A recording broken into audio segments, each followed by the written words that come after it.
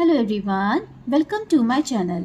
आज हम लोग क्लास 9 की जो एनसीईआरटी एग्जाम्पलर है इसके chapter number 6 lines and angles की एक्सरसाइज 6.1 का क्वेश्चन नंबर 1 to 4 सॉल्व करेंगे और साथ में ही इसमें सैम्पल क्वेश्चन भी इंक्लूड करेंगे। So let's see sample question में क्या कहा गया है कि if two interior angles on the same side of a transversal intersecting two parallel lines are in the ratio 2:3 then the greater of two angle is। ठीक है, तो यहाँ पे फर्स्टली हमें टू पैरेलल लाइंस गिवन है जिनको एक transversal intersect कर रहा है। ठीक है, तो हम लोग यहाँ पे टू पैरेलल लाइंस ड्रॉ कर लेते हैं। ठीक है, और इनको जब एक ट्रांसवर्सल ये कट कर रहा है, फिर क्या कहा गया है कि to interior angles on the same side of a transversal, यानी कि इंटीरियर एंगल और ट्रांसवर्सल के सेम साइड में बनने वाले एंगल्स, यानी कि ये दोनों एंगल्स ये इंटीरियर भी हैं और सेम साइड में ही बन रहे हैं। ठीक है, इनके बीच का रेशियो हमें गिवन है 2:3 का। ओके, तो यहाँ पे अगर हम इसको 2x मान रहे हैं तो इट मीन्स ये वाला क्या है 3x है। देन हमें फाइंड करना है इनमें से जो ग्रेटर एंगल है उसकी वैल्यू फाइंड आउट करनी है। ठीक है, तो हम लोग को ये पता है कि इंटीरियर में बनने वाले यानी कि को इंटीरियर एंगल्स का सम क्या होता है 180 डिग्री के इक्वल होता है। ओके, तो यहाँ पे अगर हम 2x + 3x करते हैं तो वैल्यू क्या मिलती है 180 डिग्री मिलती है, बिकॉज ये कैसे एंगल्स हैं को इंटीरियर एंगल्स हैं। ठीक है, तो इनका सम 180 के इक्वल होता है। इट मीन्स यहाँ पे 5x की वैल्यू क्या हुई 180 डिग्री हुई और x की वैल्यू क्या हो गई 180 डिग्री अपॉन 5।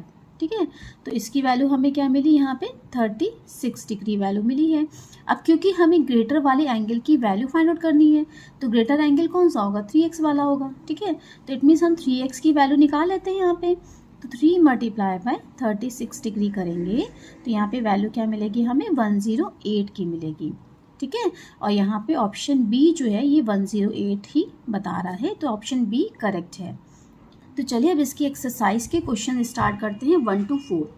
यहाँ पे right the correct answer in each of the following MCQs हैं। यहाँ पे फर्स्ट क्वेश्चन में कहा गया है कि in figure if AB is parallel to CD, AB side जो है वो CD के पैरेलल है।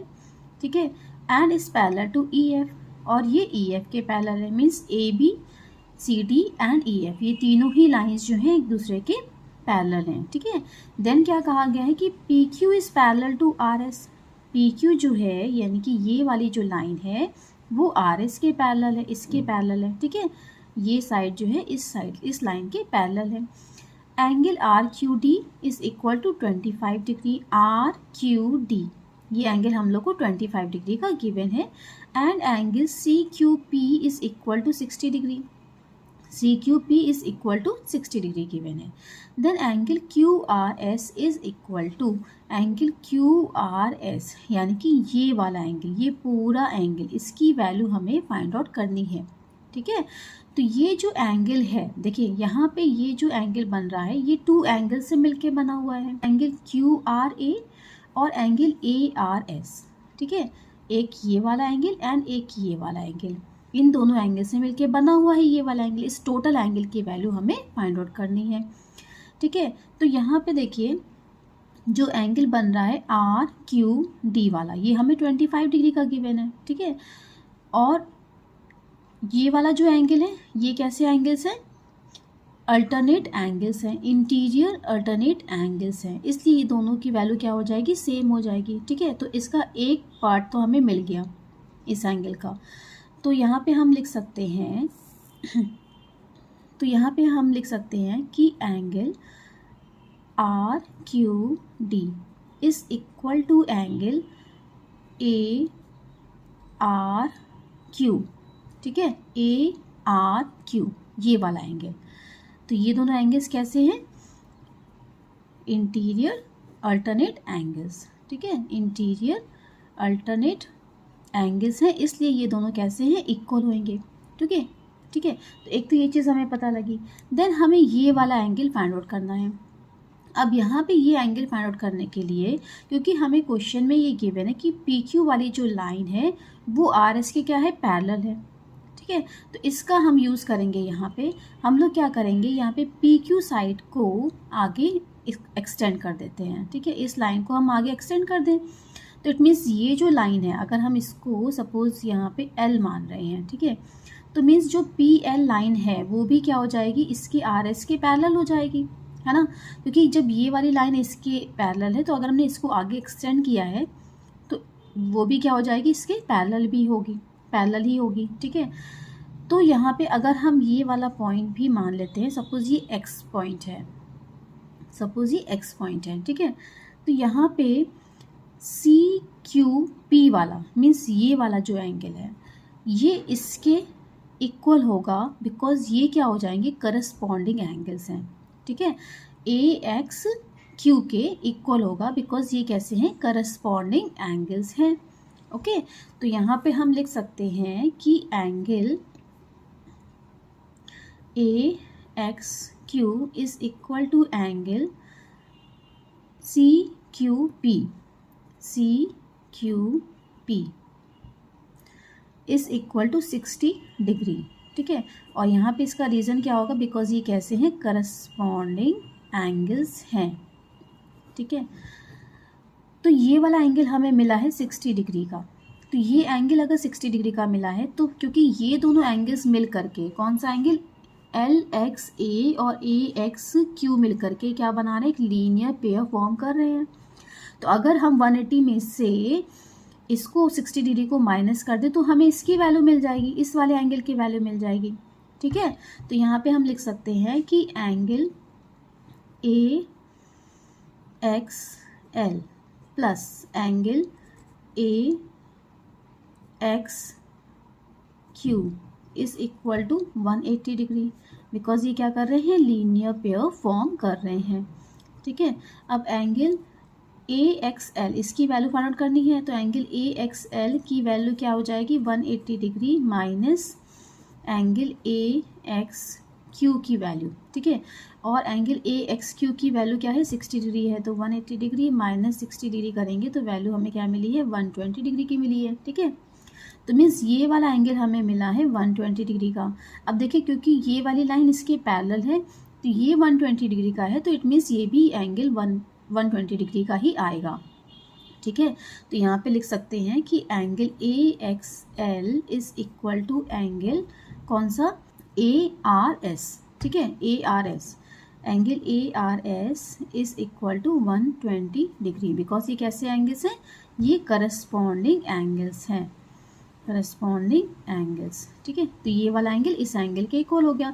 अब हमें क्योंकि एंगल क्यू आर एस की वैल्यू निकालनी थी, ठीक है, एंगल क्यू आर एस, तो एंगल क्यू आर एस जो है वो किस, दोनों एंगल्स के सम के इक्वल है, एक तो angle A R Q, angle A R Q और plus angle A R S, A R S इनके सम के इक्वल है, ठीक है। तो ए आर क्यू की वैल्यू हमने 25 डिग्री निकाली थी और plus angle A R S की वैल्यू क्या निकली है, 120 डिग्री मिली है, ठीक है। तो टोटल वैल्यू यहाँ पे क्या है, 145 डिग्री की वैल्यू है, और जो कि ऑप्शन सी में हमें यहाँ पे गिवन है, तो ऑप्शन सी यहाँ पे हमारा करेक्ट है। तो एक बार फिर से वाला क्वेश्चन समझ लीजिए, यहाँ पे हमें देखिए A B C D and E F ये तीनों ही लाइन्स एक दूसरे के पैरेलल गिवन है, और साथ में ही हमें क्या गिवन है कि पी क्यू वाली लाइन जो है वो आर एस के क्या है, पैरेलल है, ठीक है। तो यहाँ पे हमें एंगल निकालना है क्यू आर एस, ठीक है, क्यू आर एस ये वाला पूरा एंगल निकालना है। तो ये पूरा एंगल बना है इस एंगल से और प्लस इस एंगल से, तो फर्स्टली हम इसकी वैल्यू निकाल लेते हैं। तो यहाँ पे ये 25 डिग्री का है तो ये भी 25 डिग्री का है, बिकॉज ये कैसे हैं, अल्टरनेट एंगल्स हैं, ठीक है, इंटीरियर अल्टरनेट एंगल्स हैं, इसलिए ये दोनों कैसे हो जाएंगे, 25 डिग्री के होंगे।